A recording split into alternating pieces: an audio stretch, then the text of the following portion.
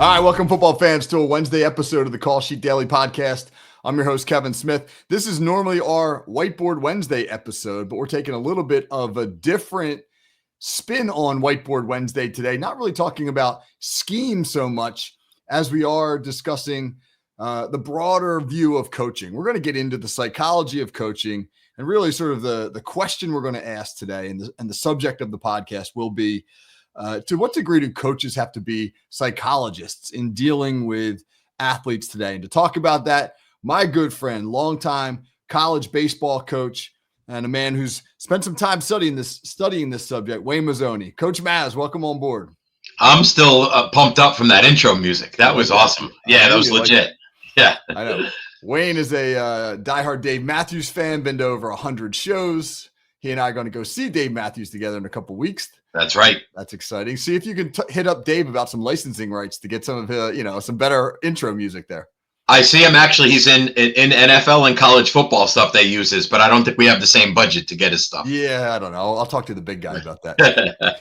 Coach Maz, welcome to the show. We're going to talk about the psychology of coaching, a subject you've spent a lot of time studying and talking about. But before we jump into that, give us your background, man. How have you arrived where you are? Well, obviously you and I went to college together. I was a very, very mediocre college athlete in Division III. Certainly the mental game was not talked about at all. And then from 1992 to 2022, I coached college baseball 30 years at 5 different schools. And definitely the mental game is a massive part of the baseball coaching world for sure. So, I'm not well versed on all the other sports, but I know in baseball, if you're not able to coach the mental game, you're in trouble. It's a huge part of the football world as well. I don't think it's talked about as much because I think football and baseball are very different animals. But there are an awful lot of coaches these days who are beginning to invest more and more time in this. And one, because of the benefits of mental preparation in terms of performance in general, but two, because of the nature of athletes today, young people today, and how they've changed. Obviously, the approach towards coaching is way different from when you and I were playing. So let's start with this. How have you found mental training to be beneficial or even necessary within your coaching career? So, the nature of baseball is it's really an individual sport in a team aspect. So you perform very much in front of everybody. You strike out, you walk people, you give up home runs. You did it. And it's in front of everybody else. Now, when that goes your way, it's great. When it doesn't, it's difficult. Not to mention, there's a lot of downtime. So you strike out with the bases loaded, then you got 35 minutes to think about it until you come up again, right? So it's just crucial in all sports, as we said, but baseball especially. So the first thing, though, is I think it makes sense to describe what the mental game is. And to me, the mental game is performing as close to your God-given potential regardless of circumstances. And what does that mean? First game of the year, playoff game, small crowd, big crowd, best opponent ever, worst opponent. You're up a lot, you're down a lot, hot day, cold day.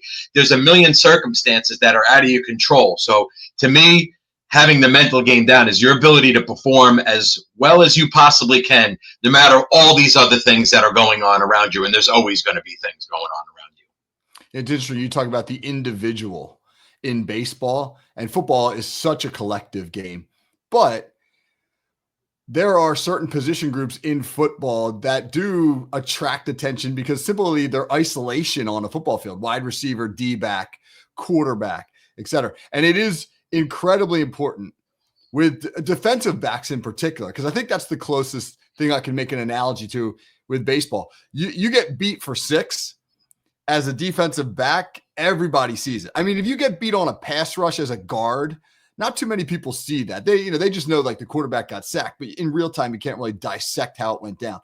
But in real time, that corner got smoked. And now there's all the trash talking from the opponent, and that guy's got to come off the field. We use as a rule what we say a next play mentality, right? You have to embrace a next play mentality. You can put it behind you as best as you can. We'll focus on it afterwards. Is there an equivalent in baseball to a next play mentality? Yes. However, I do want to, even though you're the football guru, you missed something in there. Okay, my friend. Yeah. The kicker. There is no more mental person than the kicker, who is already separate from the team in a million ways to start with, right? And then is winning or losing games single-handedly.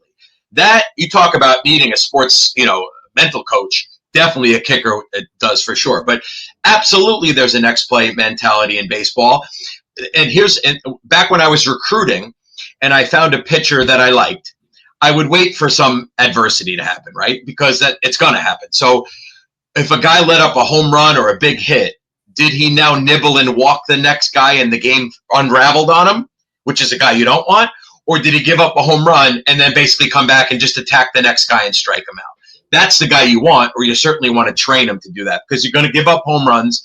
You're going to make an error. You're going to strike out in a big spot. That's crucial to, will you then go back to your normal self, or is it going to spiral downward? And that next play mentality makes me think of that in baseball for sure. Wayne, I didn't bring up kickers because they're not football players. Come on, man. I'm kidding. Hey, listen, you coached how many years of high school football? 30. Okay. Could you think of 10 minimally instances where a kicker affected the outcome of a game? Oh, absolutely. Absolutely. Yeah. And there's no question about that. And I'm kidding about that. Yeah. And it is amazing. It is amazing how often at every level kickers do affect games, and especially in high school. Because if you have a great one in high school, that puts you at such an advantage, because few teams do. I don't want to belabor the point, but I'll give you a quick example. You've been to our field. Our field is literally 100 yards off the Atlantic Ocean. Yes. And when November rolls around and the wind's blowing from the northeast, that means it's blowing towards our one end zone. If you're going with the wind or going against the wind, it's a completely different football game. And we had this phenomenal formula where, for whatever reason, we were fantastic at winning the coin toss. We would win the coin toss. We had a great kicker a couple of years ago. He would bang the kickoff out of the end zone. The other team would start on the 20. We'd get a 3 and out. They'd punt into the wind. We'd take over on the 35 and score, and we're up 7-0 5 minutes into the game. It was an incredible advantage. And that's really mental game too, frankly, right? Sure. Again, you could probably trace or tie just about every aspect of every sport to the mental approach. Yes. I wanted to ask you this, though. There's a lot of people who are willing to make the argument these days that younger athletes today are soft. That hey, why do we bother with all this mental training? If they were just tougher mentally or physically, we wouldn't need all of it. What do you say to that? There's some truth to it, and there's some not truth to it. I think in general, parents have made the world easier for kids in a variety of ways, right? And that's the person you're around the most. So if your parent is making life easier for you or making excuses for you, and particularly if kids in these days play a lot less sports than they used to, say it might be a one sport person where you have the opportunity to compete a lot less. You're not competing all the time back, 2 or 3 sports. So I think kids by nature have been raised in a easier environment for the most part. That does not mean there are still not tough kids. There will always be tough kids, whether it's circumstances, the way they were born, raised, coached. Absolutely, there is still straight up tough kids. It's never going to change, but it would be foolish of us to say being raised in this environment 2025 is the same as being raised in the environment in 1975. It just was it was harder. Parenting was different. We could do a whole show on parenting, but I think it's true. Kids are softer, but not all kids are softer. Yeah, it is tough to generalize. No question about that. I've always said this. I really believe that young people, for the most part, this is not universally true, but for the most part, will adjust or adapt to the environment you create for them. So if you create an environment that allows them a lot of excuses and a lot of reasons to not push themselves, they'll adapt to that. And the opposite is true as well. Can you still be tough as a coach? What does a tough coach look like today? It's a really good question. I think the day of the over-the-top screamer kind of lunatic is pretty much gone for a variety of reasons, but absolutely you can still be as tough as ever. And even small things that I would do, and I wouldn't consider myself a tough coach, but if I had a 2:00 meeting with the pitchers, at 2:00 the door gets locked, right? So if you don't make it by 2:00, then you have a penalty, and the penalty is generally missing something else. So I'm not one of those guys that would ever say, "Oh, you're late, you got to run." No, you miss this part of next practice, and guys don't like when things get taken away. So I think coaches can definitely be tough. Still, it just may be a different way that they're doing it. And certainly, you probably have talked about this in your podcast. You're coaching, especially in the pros, or even now in college with the NIL money, you're coaching very wealthy people. You still need to be tough, man. They need to know what's expected, and tough coaches are needed and still win. Maybe it's just different than Bobby Knight throwing a chair across the gym, but still crucial to coaching. Absolutely. Yeah, the days of well, let's call it what it was. The days of physically assaulting your players are long gone, and I think we all saw and experienced that. But obviously there's a new approach, and that approach I think is a lot more cerebral. Kids have been brought on board and expect that now. What are you've coached players that are in the major leagues or made it to the major leagues. What are some of the habits in terms of their mental approach that separate them from ordinary players? So do you have any, can you think of some of the best players you've coached and things that they've been able to do to create mental toughness that separate them from many of the others? Okay, this is a lot to unpack here. I've said this my whole coaching career, again at college. The elite player, the guys that made it to the big leagues, really didn't need any help. They came in with the work ethic. They came in with skill. They came in with being raised the right way. And those guys were like, the main job for those guys was like, don't screw them up, stay out of the way, right? And there were certain things we did practice-wise and competition-wise, which we could get to. But it's those kids that came in that maybe had the talent, but were, you call them soft, or they weren't competitive enough.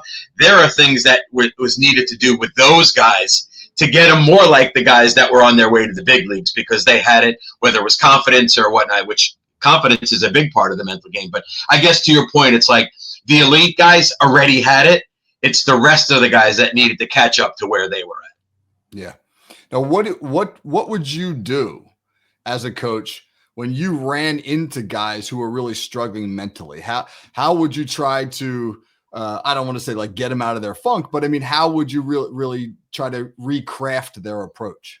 Okay, so there's a lot of things to unpack here. I'll start with this. This is a key thing I think can be applied to every coach listening in every sport. I learned to do a 3-minute breathing at the start of every practice, right? So if you were hustling from class, you had a fight with your girlfriend, or you're renting an apartment and it's leaking, you got to call the plumber, you're coming in with your head scrambling, or maybe you're on Instagram for 20 minutes. Like coming in and just doing 3 minutes of like, okay, for this next 2 hours, the only thing we could do now is get better at baseball. Let's lock in and be ready for this time right now, and like help them transition to that so they were ready for practice. I think that's absolutely crucial. It works for me too. I know when I'm running ragged all over the place, I'm not the best version of me. So I think that's really important. To answer that question specifically is, and this is certainly for baseball, and you could tell me how it applies to other sports, but we get distracted with thoughts. What's my ERA? Oh my God, this guy is coming up again. He's 3 for 3 off me. Why is coach warming somebody up? If I don't do well today, I'm never going to get to pitch again or play again. Is that a scout in the stands? Oh, my dad's at the backstop again. It's freezing today. This mound isn't as tall as our brain can spin on all these thoughts. So what I would always try to do is get like a mantra or an anchor thought, which is like when my brain starts going that way, because it's going to. What is the way I want to think? Hey, I got the ball attack. You worked hard, trust your stuff. And I would have guys write it under their hat or on their batting glove.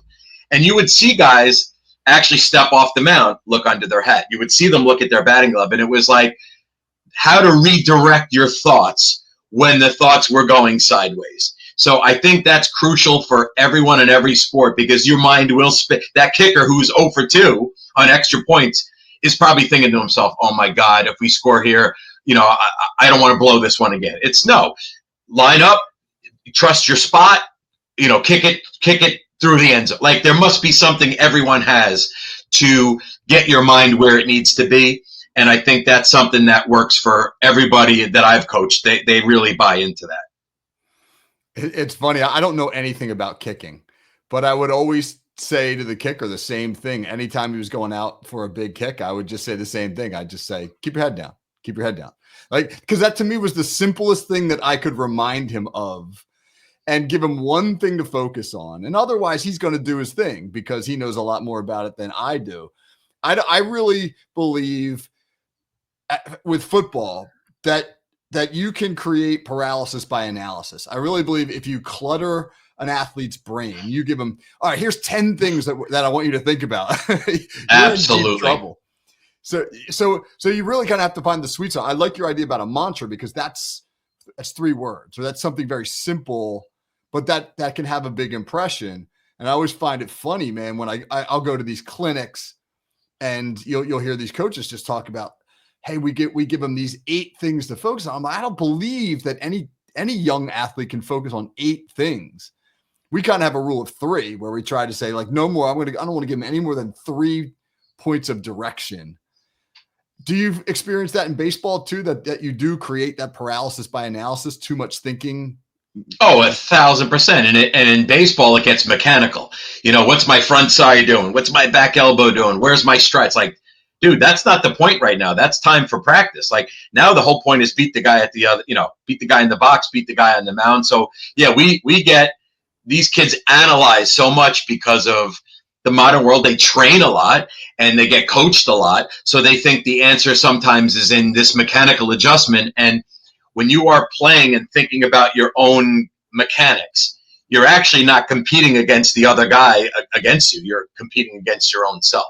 So it's like, how do you get out of your head and play with your eyeballs? You want to play with what you see, what's out there, not what's in your brain. Yeah.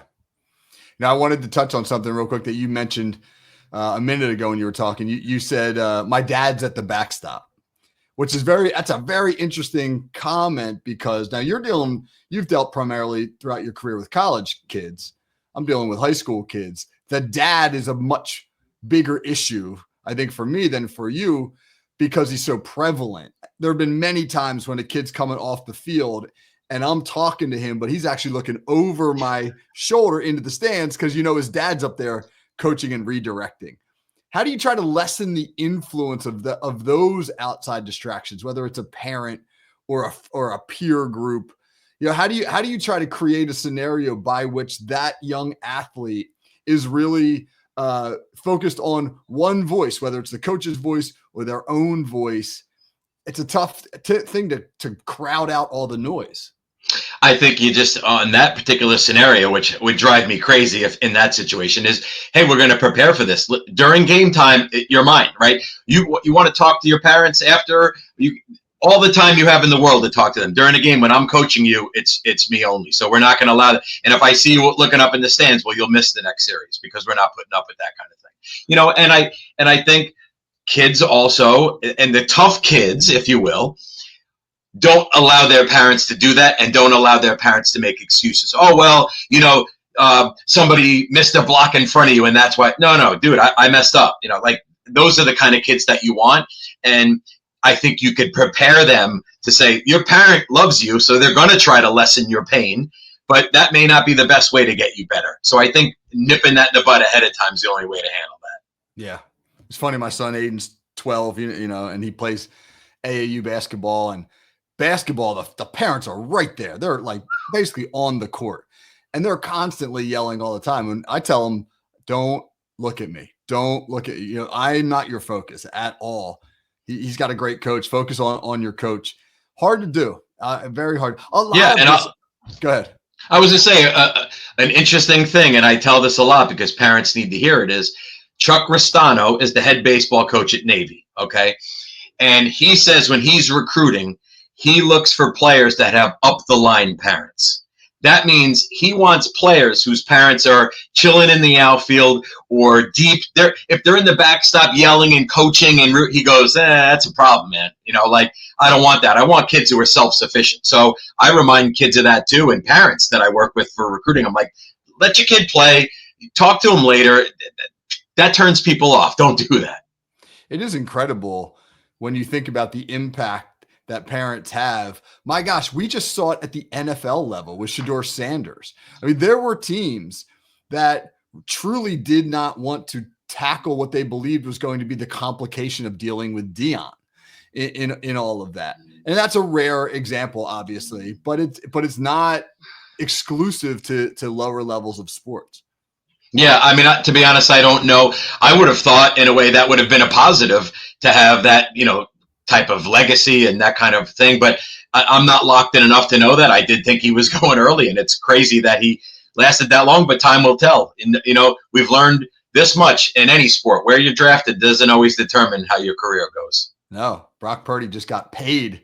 The last guy drafted, and now he's got a $250 million contract. Exactly. Good for him. Yes. All right, I'm going to get you out of here on this. What's like your best advice that you could give in order to prepare athletes for the mental strain of competition? I mean, if you kind of had to reduce it down, and I know it's not a simple concept at all, but what's your best advice for mental preparation? Okay, that's I'm going to give you two answers on this. First is, most kids don't give it much attention until it's needed. So in the off season, they're going to crush weights, and they're going to study film, and they're going to run patterns, and they're going to hit, and they're going to pitch, and they're going to shoot free. But they don't prepare for when the game actually comes. And now you got beaten for a touchdown in front of everybody. Then what are you going to do? So the whole idea is the mental game is a year-round thing, and it needs as much attention as the skill part and as the strength part, for sure. So it can't be, 2 games into the season, man, my mind's not right, I got to work on that. It should be an all-the-time thing. That's one. The second thing is, I think good coaches, and this took me a while to do as a coach, I didn't do this right away, is you try to make practice as hard, if not harder, than a game, right? So in baseball and pitching, well, a guy could throw a bullpen in a bubble and work on his stuff. But what I would have guys, I'd have 2 pitchers bullpen at the same time, and then the last 15 pitches their bullpen, it was a competition versus each other, right? And it was an outcome. So I'm thinking back to your kicker, the guy, not only does he need a bunch of kicks with the whole team and getting the snap down and the blocking assignments and all that, but I would love to see the end of the practice. We either have no conditioning, or if he makes this 35-yard, if he makes the 35-yard field goal, if he misses it, we're running 10 gassers, and it's all on him. So now in practice, he's gotten used to this stress. I think you got to add stress into practice and competition. Otherwise, they're not trained on it. It's not. They don't get enough reps on with stress. And I assume I know the answer to this, but I'm going to ask you anyway. I would imagine that you prepared your teams for every scenario that they're going to see. That you wanted them to have done it in practice so that nothing that could pop up in the game is surprising. Is that true? Yes. However, I'll give you a specific example. You have 22 pitchers on a college baseball team. Can you give every one of them enough reps to be able to get that when a game comes? You really can't. So what I would always do is I would do an individual guided meditation or mindfulness or rehearsal and say, when you get out of the bus, here's what you're going to do. And here's what I want. And when this play comes up, and here's mastery. Here's your day going perfectly. But then you're going to get a bunt. You're going to throw it over the first baseman's head down the right field line, and you're going to be pissed. But then here's what you're going to do. You're going to come back and attack the next hitter. So it was I would give them a script to try to go through all those things so that they could actually get mental reps, even if they couldn't get enough physical reps on it. That's excellent. Good stuff, Coach Maz. Yeah, it sounds like you were pretty good at that job. I mean, listen, I looked at it in my coaching career we don't have the best stadium, we don't have the best practice facilities, we may not have everything the big boys all have, but you can work on the mental game where maybe other people won't do that. And what I was going to say something earlier is, now you see, at least in Major League Baseball and minor leagues, there's mental skills coaches everywhere now. 10 years ago, not a one. They'd have to go individually. Now they're everywhere, and that's filtering down. You're seeing that more in college now, and even kids I work with maybe will go to a sports psychologist or someone. So I think it's just like all mental health. It shouldn't be something we go, shy away from. It should be something we embrace to help them perform and enjoy it. Yeah, absolutely. Hey, Wayne, before we get out of here, I wanted to mention this to the audience. Coach Maz is going to actually join us here at the Fans First Sports Network. We're launching a new venture that this summer called CoachCast, which will be a podcasting network for coaches. You excited to jump on board with us here, Mass?